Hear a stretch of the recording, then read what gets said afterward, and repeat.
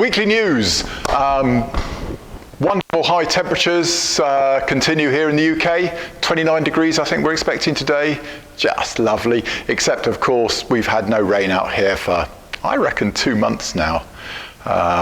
So we are getting pretty short of water these days. Anyway, enough of that. You didn't come here to hear a weather forecast.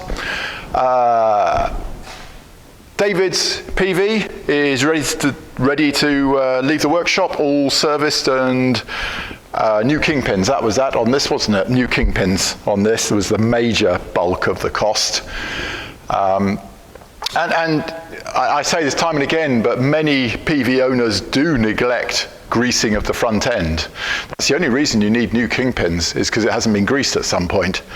And I think Volvo's spec is every 1,500 miles. I think. I'd have to look at that, but certainly that's what I would want to be doing it. All those, 8 grease points at the front end, every 1,500 miles, or every 6 months.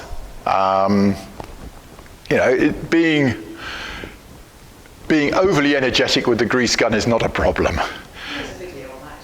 There is indeed a video. So yes, excellent. So David's car ready to go. Emma's Pee-wee. Well, I had hoped to be out on Saturday competing locally in Emma's Pee-wee with our good friend Simon on the maps and clocks. However, Simon's picked up COVID, would you believe, the poor chap, so we've pulled out of that. So that's not going out anywhere. The mighty Z1 sold the other day, and rather beautifully, although it didn't get, the specialist was saying it's worth about £13,000. We made 10, but more to the point, we're selling to John Browse, who supplied many of the parts when I was bringing this back to a nice condition again back in the mid-90s and early thousands. So John has bought this and got it for the reserve price of 10. Just really pleased that it's somebody good that's got the bike, who understands them. So I think that's leaving in probably 10 days, I'm guessing, when I'm out on a rally out towards the Brecon Beacons. I expect John will come down and Emma will sort him out on the beautiful Z. Bye-bye, Z. Which then leaves us with the next car to sell. So having sold the 850 at a bargain price, now we need to sell the 444 because we're just not using it. And much as it is a delightful car and perfect as an everyday runner, and the split screen styling all means that if you want a practical classic, this has got to be superb. Because of that, because somebody converted it to a B18 engine, so it's ultra reliable. So that needs to go on the market now.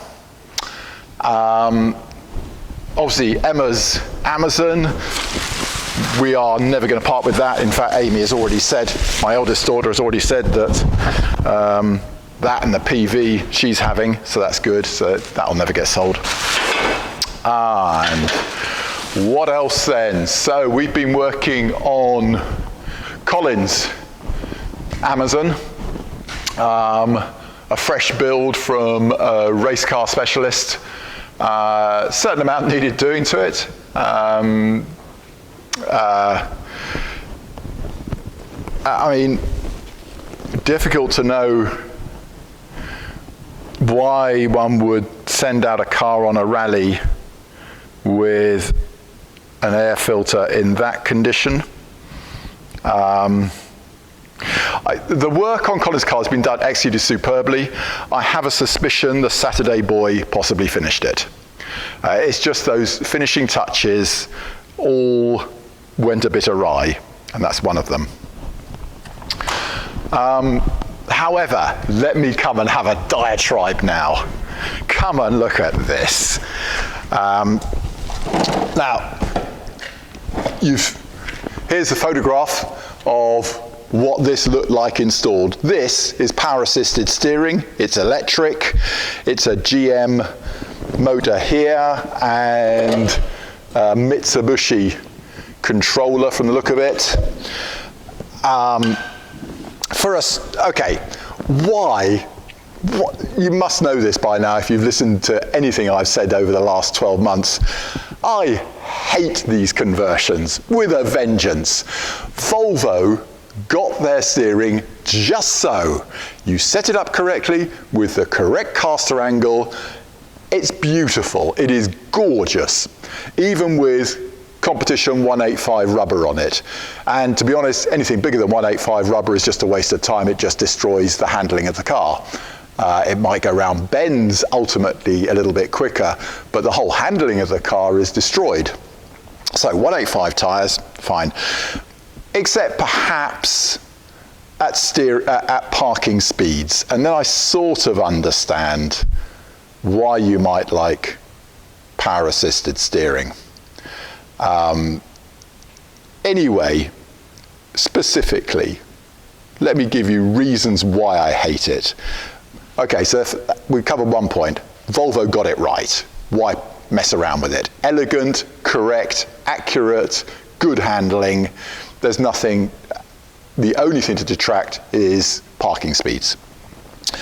Then your alternative is you fit power assisted steering. In this case, we have 10 kilograms.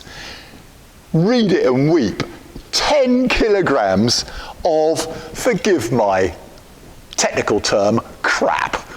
I mean, I defy Emma could not hold this like I'm holding it now in one hand. I'm right at the limit of being able to hold this up in one hand. It is that much weight. And Colin's car is a rally car. You cannot add weight like that without having earlier failure. Weight is failure. The lighter the car is, less failure you have. That's the way it works.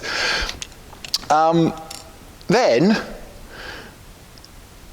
it appears to do nothing in this particular installation. So this is what I was saying a moment ago, that I thought the finishing touches on this car, the delivery inspection fell short, because whatever you did with any switch or any adjuster, you couldn't get any action out of this at all.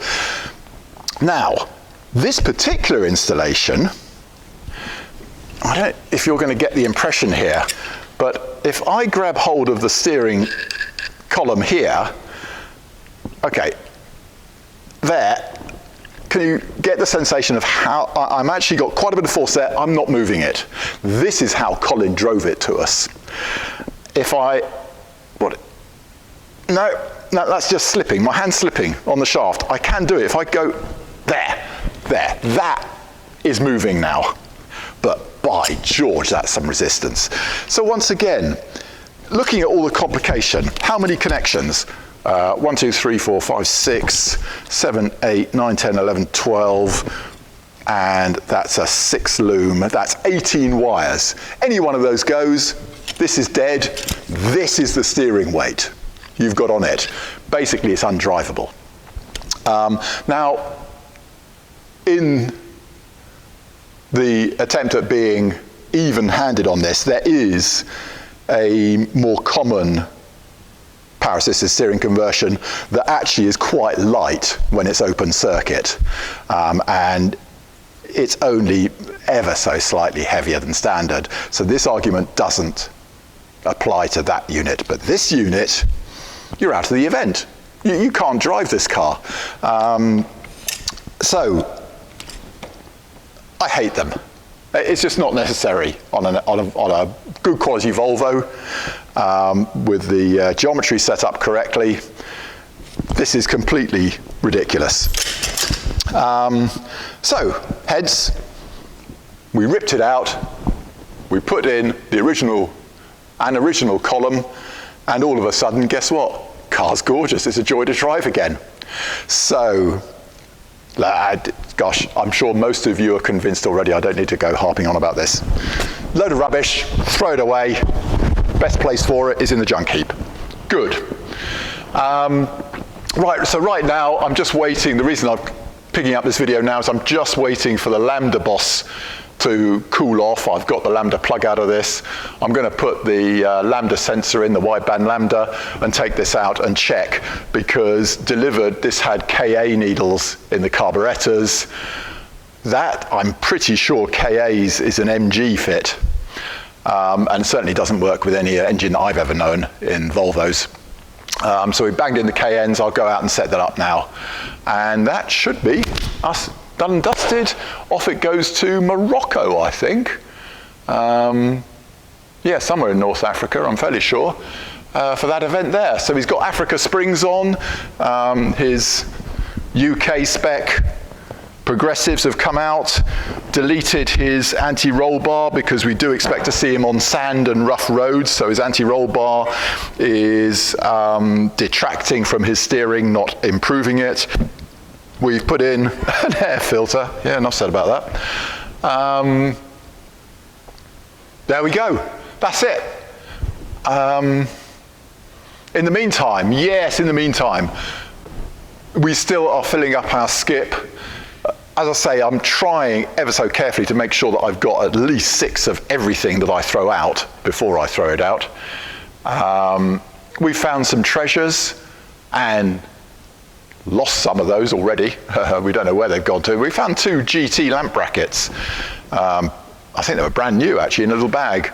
And we put them over there, but we don't know what we've done with it since then, so we've lost those. But we're trying to be fairly methodical about that. And certainly the workshop's looking easier now to find used parts in. So we'll continue with that. I estimate there's certainly another 6 weeks of work here before we finish.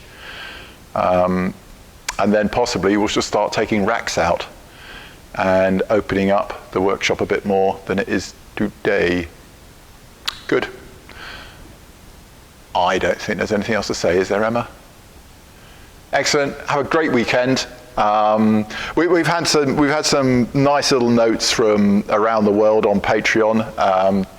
There's a gentleman restoring a 445. That's a duet over in California. In fact, we had a few Californian conversations in the last few weeks, and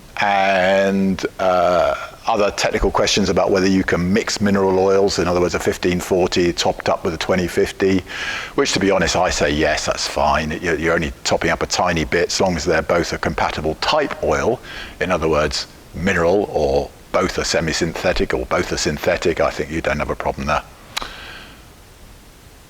Do you know what? I'm waffling on and I haven't got much to say. So, bye-bye. Talk to you next time. Thank you.